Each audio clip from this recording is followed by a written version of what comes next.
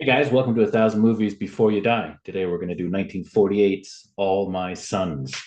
Fantastic movie with Edward G. Robinson and the amazing trapeze artist Burt Lancaster.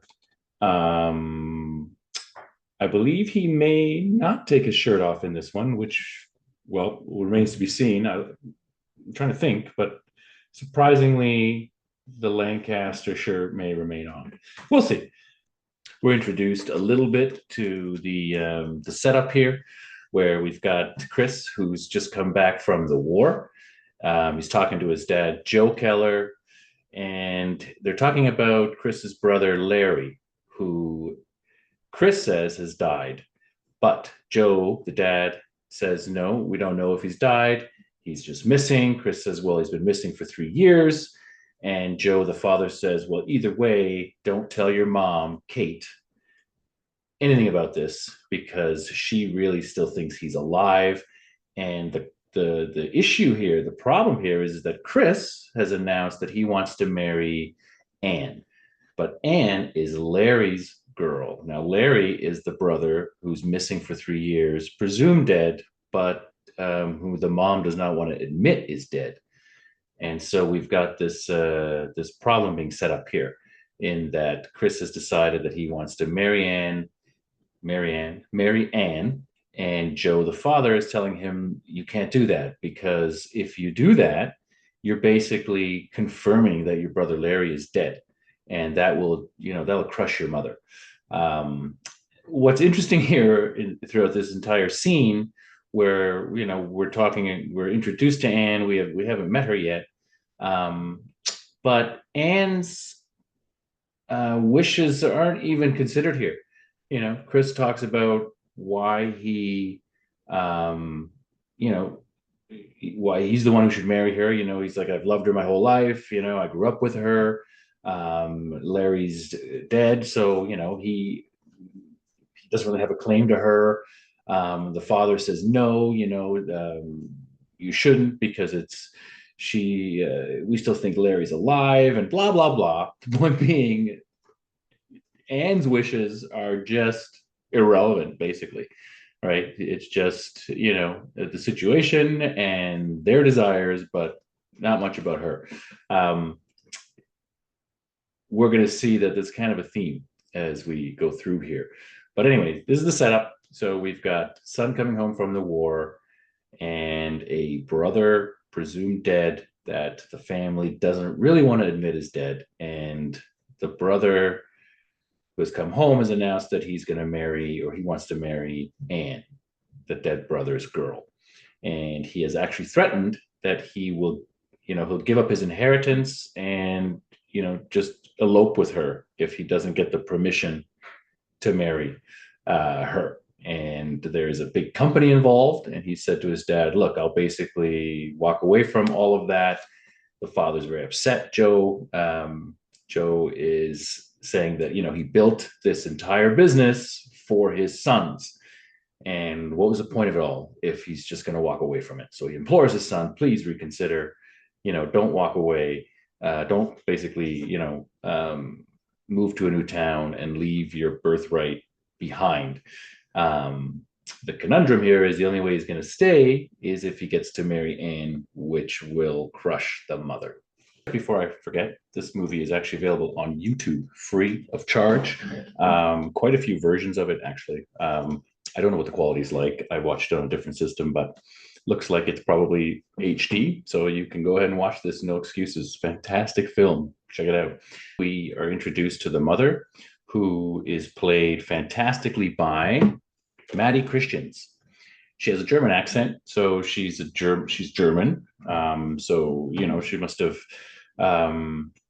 this must have played into the story and the character of her here. I mean, this is after the war.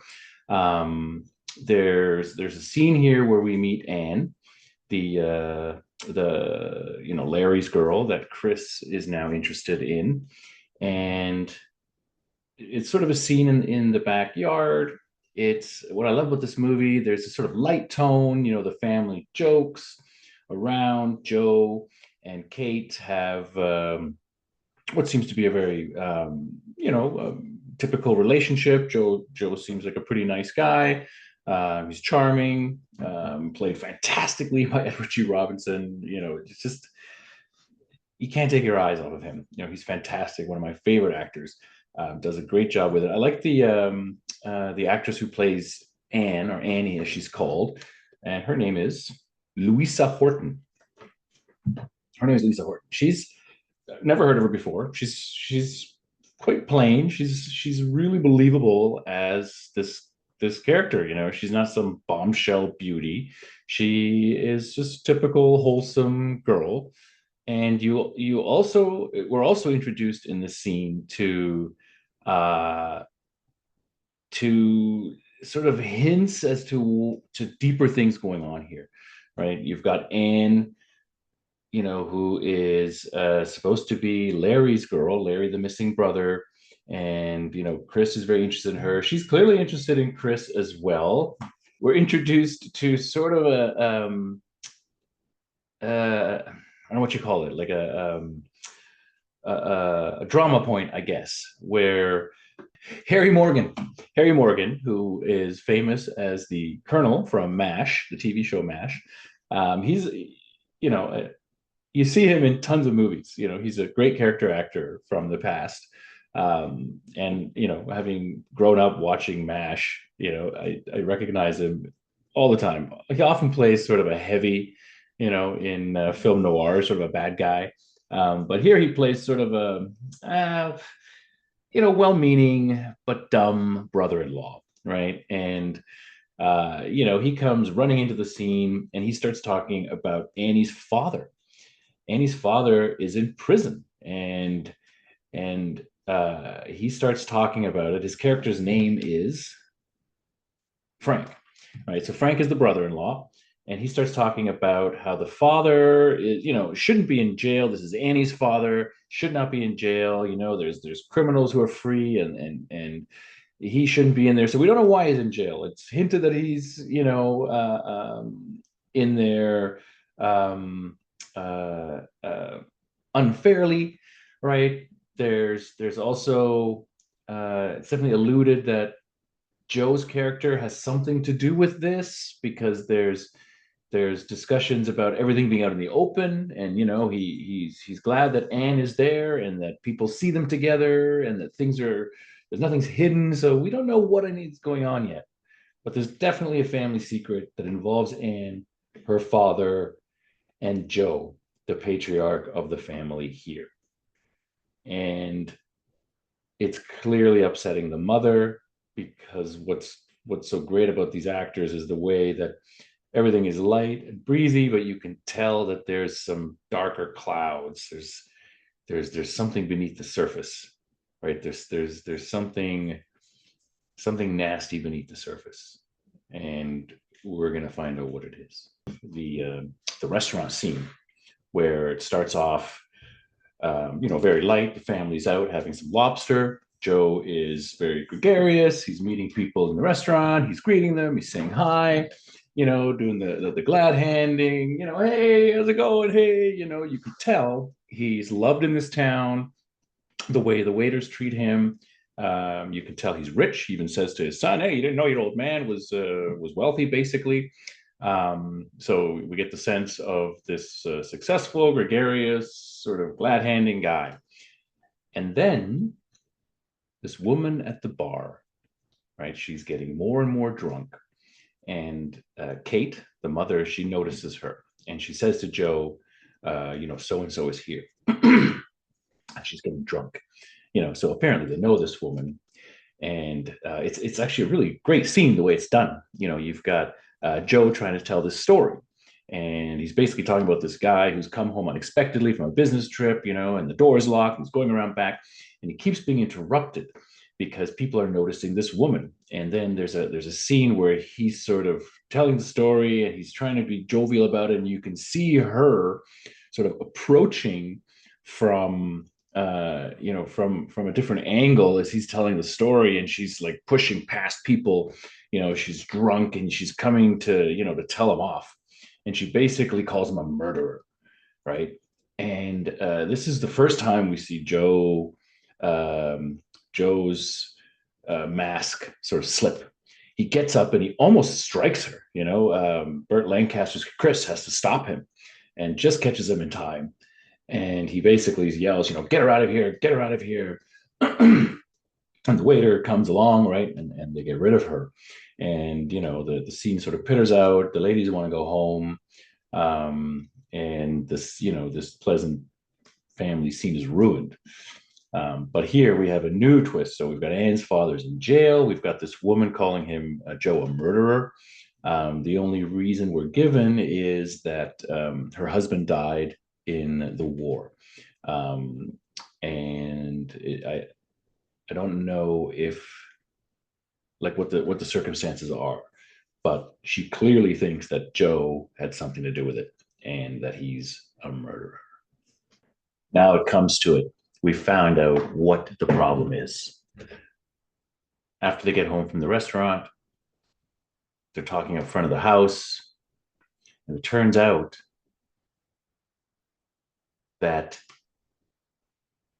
this factory that Joe owns produced effective airplane parts during the war, and 21 planes crashed and 21 pilots died.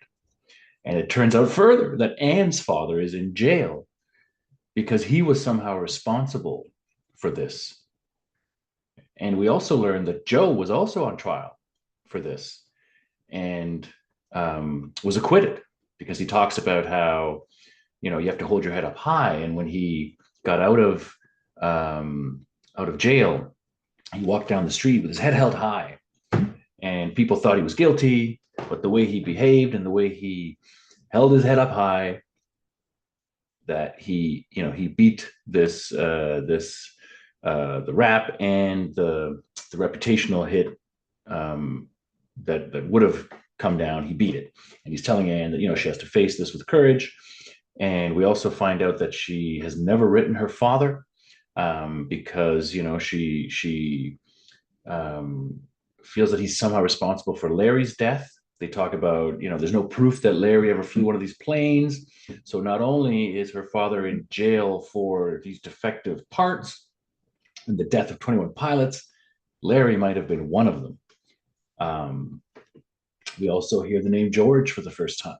This is Annie's brother, who has also never written her father. So this man is in jail, and no one's really contacted him. Edward G. Robinson's character Joe defends him. Says the man made a mistake. He's not a murderer. It was just a mistake. So it turns out right now, Annie's father is in jail for either some sort of negligence that caused the death of these 21 pilots. Anne has never spoken to him or written him since. And, this is starting to come to light now. Kate, the mother, is constantly, saying that Anne shouldn't have come home. Anne should have stayed away. It's bad that she's home. She's very upset that she's home. She's very nice to Anne. Everyone's very nice to Anne. They treat her well. But Kate is very leery about Anne having come home. She's very worried about something. So there's something going on here, something in the past, something with these airplane parts. That's all enmeshed here with Anne and Chris's relationship. Maybe it's a little bit of a, World War II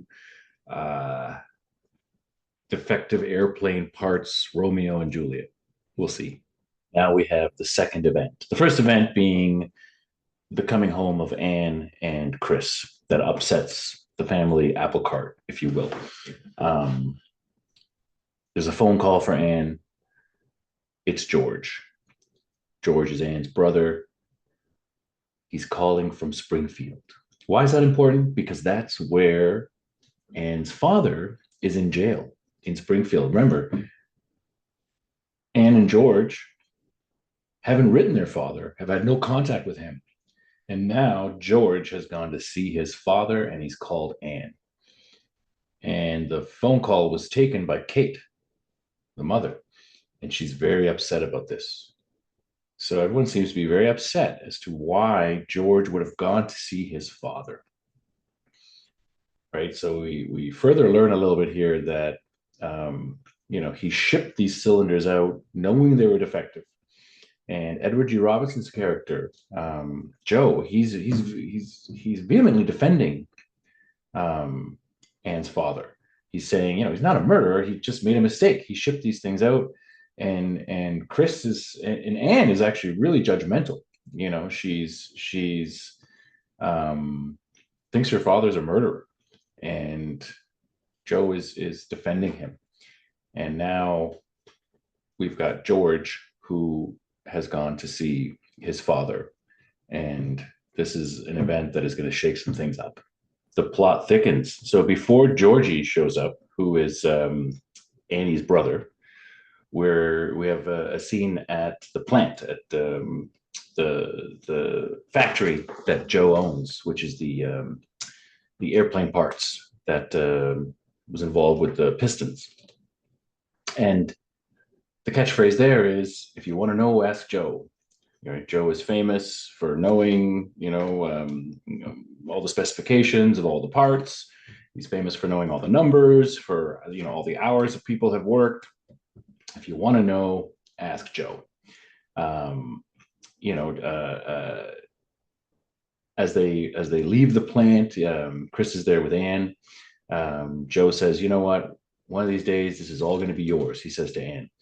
And maybe tell your father that next time you talk to him, your father who's in prison, that might make him feel better. And she says, "You're a good man, Joe." Georgie shows up. George is played by Howard Duff. He's he's a guy who shows up in some film noirs. Shakedown, I think he actually stars in Shakedown. It's a great film. But he's Georgie, and he's a lawyer now. So he's Annie's brother. He's the son of the man who's in jail. Remember, no one has gone to see him, and George has just gone to see him for the first time. And he's come back, and he's got a chip on his shoulder. It turns out the chip is because he believes that it's actually Joe who should be in jail, that Joe tricked his father into shipping these parts or whatever.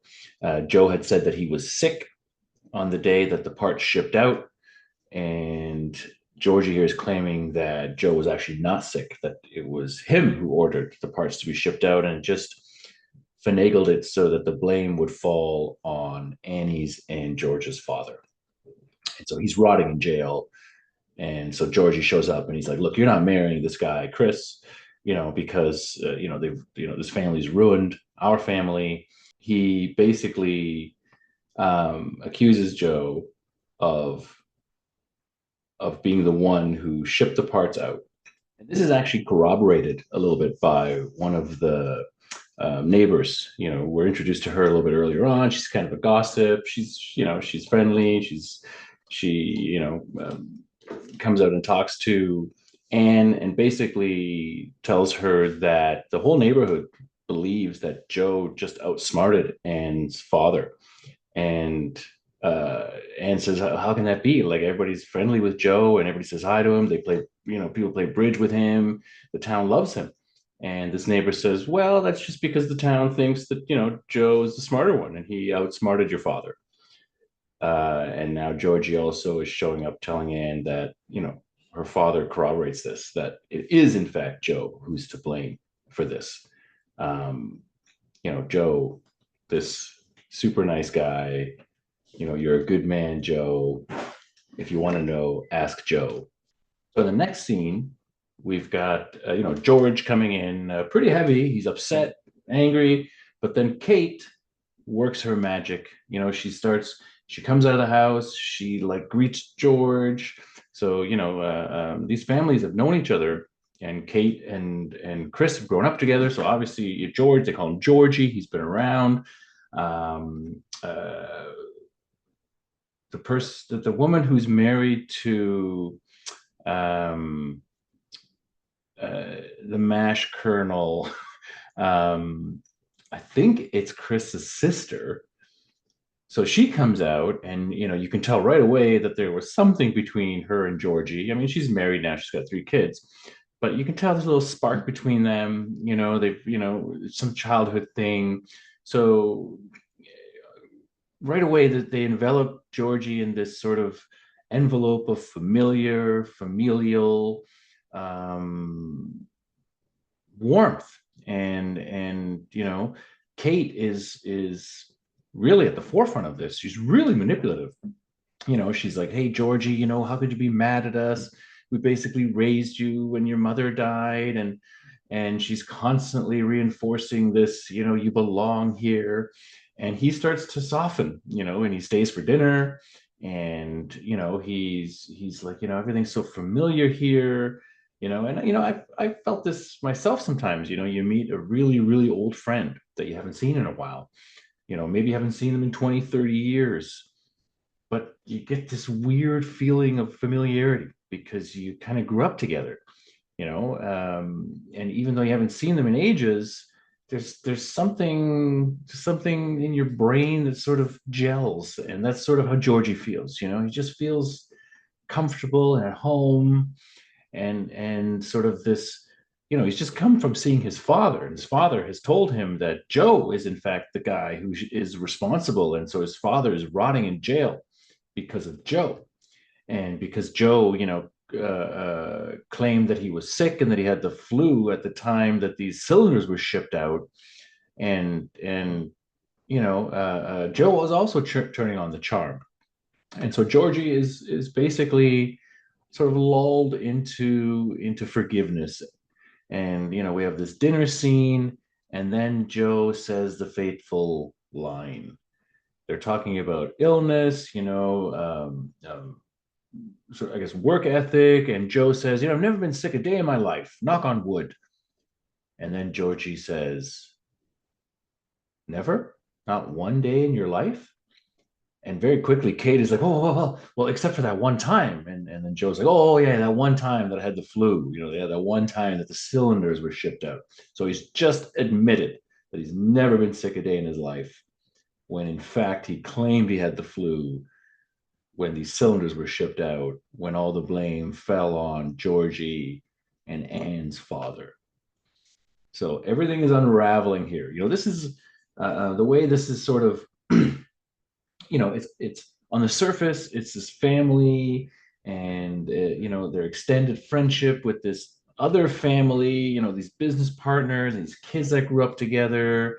That's all on the surface. But then every interaction, every scene, more and more of the nastiness bubbles up. It's almost like you've got a glass of milk, and at the bottom, is this black sort of ooze, and it's all settled at the bottom. And then as this movie progresses, it's like we're stirring it, and slowly and and surely, the scum at the bottom is rising, and we're learning more and more about the skeletons, the nasty skeletons in the closet of this family. And I mean, I should have mentioned earlier, Arthur Miller is the one who wrote this. It was originally a play, and now it's been put to the screen. If you're wondering, Arthur Miller, this is a Death of a Salesman. Studied in high schools across North America. This is a serious writer. It's a great writer. So there, no surprise at all that this movie is really well done, really well written.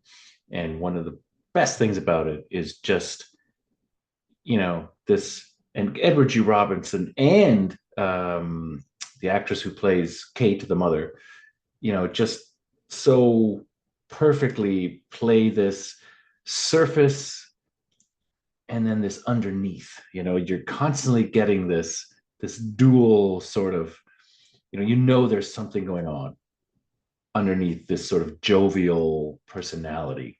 And Burt Lancaster's character, I mean, this is Edward G. Robinson's show. Burt Lancaster, he's really just playing the son, haplessly trying to figure out what's going on, has no idea, everything that the real meat of the acting and the arc here is Edward G. Robinson. Really, the entire change of the scene Georgie storms out. He says, "Let's go, Anne. We're leaving." Again, Anne has no say in it. It's just like, get up, we're out of here. George has decided. Um, Edward G. Robinson, Joe, and Chris, um, they have a confrontation. Chris says to his father, "If I found out that you were lying, I would kill you." And he says to him, "How could you say that? Like, don't ever say something like that." He hears, Anne has gone out to talk to Georgie. Chris is hearing them talk, and he goes out to confront them. And Georgie's basically telling Anne, you you can't marry him. Everything is rotten underneath.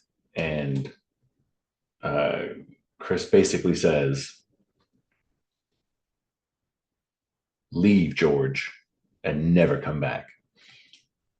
And George, you know, looks to Annie, and what's going to happen? Is she going to stay with Chris? Is she going to go with George? And she says, "Wait for me, George. I'm going to go with you." And she says to Chris, "It's no good. It's no good." And one of the themes of this movie is it better to just leave things the way they are, or is it better to dig up the past and examine it and deal with it, right? Or should you just leave it? So Kate, the mother, she's on the side of just leaving it. Typical, having a German background myself, she's a German woman. It makes total sense that she would not want to disturb anything, right? Just leave things the way they are. She continuously wishes that Annie never came home, right? And Chris, you know, doesn't believe this, right? And or maybe he does, but he's, you know, him and Annie are trying to figure out, is it best to just leave things, or should you examine things? And at this point in the movie, we're really wondering which way is better. And the next scene, we've got Chris. He's going to go see the father of Annie and get some answers. So Chris Lancaster, he goes to see Kate's dad, and this is probably the best scene in the movie, where, like, right from the beginning, it's just full on, film noir. It's got the best film noir vibes. It's a jail. You got great angles, this sort of mesh divider, between where the prisoner and the visitor will speak. It's really great, and cinematographer. It's the same cinematographer as Spartacus. I believe Touch of Evil he did. You know, just it's really great. So you get the scene where Burt Lancaster, he's going to see Anne's father, and Anne's father, he goes into the story, and we get to see what really happened with the cylinders. So it turns out that, yes, the cylinders were defective. They're defective because Joe is continuously tinkering with the I guess design of them to save money. And one of the quality inspectors of the plant, he's like, they're defective. And so Anne's father, he goes to Joe and he tells him this, and we have this great scene where Joe justifies sending out the cylinders. Basically, he's like, "I've got everything tied up in this, not just all my money," which is what Anne's father says. He's like, "I've got everything tied up in this, my house, everything." And Joe says, "Yeah, I've got everything tied up in this, and then some." He talks about how his wife, Kate, the German, the foreign girl, he says, who had to basically work as a maid in Anne's father's house. So it turns out that Anne's father comes from sort of a wealthier family, and Joe had to really scrape and work super hard to build up this company. He had to buy scrap metal, even bought scrap metal from Anne's father's family, right? And he's basically saying that, you kind of had it all handed to you. I had to fight for it. And then at the end of this long sort of discussion as to how hard it was to build up this company, he says basically, just ship the cylinders. And Anne's father's like, well, what do you mean ship them? Like, we can't do that. And he says, just ship them. Like, it's going to have to work. It's going to have to be fine. Like, we're not destroying my company just because of these cylinders. So the day comes when it's time to ship them, and Anne's father actually doesn't ship them. And Joe and him talk on the phone, and he says, just ship them out. And he's like, well, why don't you come down here and do it? He's like, can't. I'm sick. How can I come down here? I'm sick. You go ahead and do it. I'll take full responsibility. And he says it over and over again. I'll take full responsibility. I'll take full responsibility. And then the scene sort of fades back into the prison, and Burt Lancaster, Chris, he refuses to believe this. He's like, you've just made this up. You've brooded on it for years. You've been in prison. He's my father. There's no way he could have done all this. And remember, he's one of the airmen that flew, in these planes. So Burt Lancaster's character, Chris, has had friends die in defective airplanes, and now he's confronted with the idea that maybe his father is to blame, not Anne's father. That in fact, Anne's father was just following the direction of Joe. And now we're going to see, what is Chris going to do with this information. Now we've got two great scenes that bring everything to a head. So we've got Kate and Anne have a conversation where Anne reveals that she has a letter from Larry, a letter that proves that he's dead. And Kate, reads the letter. We don't know what is in the letter yet, but basically, Anne has come back saying that actually it's better to not let things lie. Sometimes it's better to disturb the past, and the truth is what's important. And Kate has a great little speech where she talks about, what good is the truth? If it destroys our family, if it ruins everything, what good is it? And that's a good point. Like, I think about that. What what good is the truth if it rips everything apart? But then again, you know, Annie's saying, how can we live a lie, right?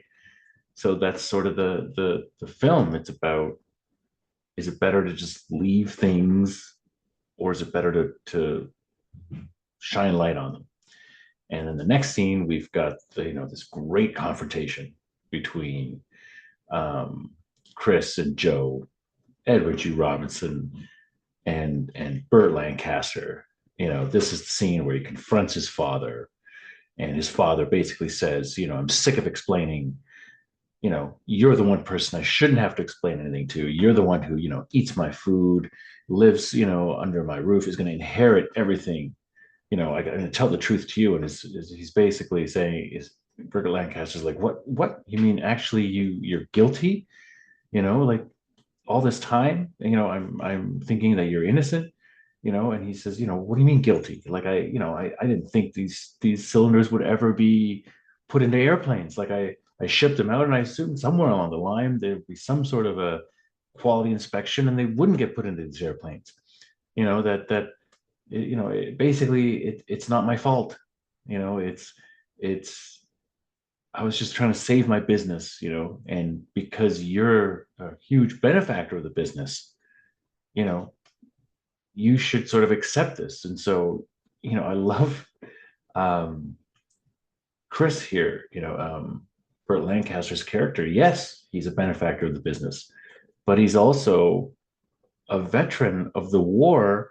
He's a pilot who lost friends in airplanes, and if it turns out that his father is to blame for defective parts that killed his colleagues, I mean, what a position to be in.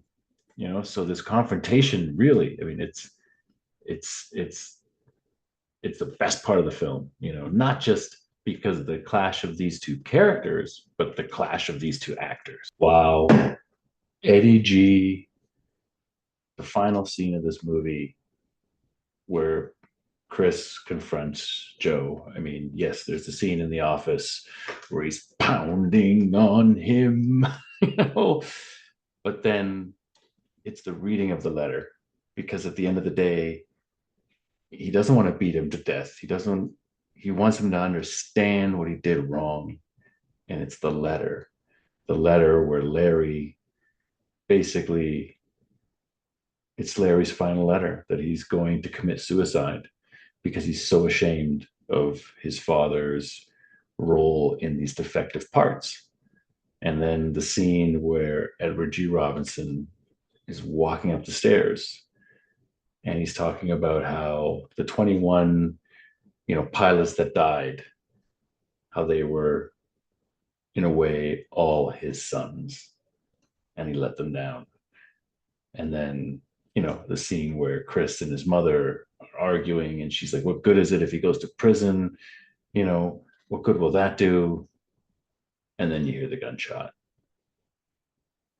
Really, I mean, it's one of these movies where it's just great all along, but then the end just makes the film. It just perfectly wraps up this movie. I mean, what a great film. It's great acting, you know, two fantastic actors, and the supporting cast, fantastic. I mean, the writer, you know, it's just everything coming together. Um, I highly recommend you watch this film. This is it's one of Edward G. Robinson's best. That's saying a lot, because he's got some great, great films. All My Sons, 1948, fantastic film. Check it out.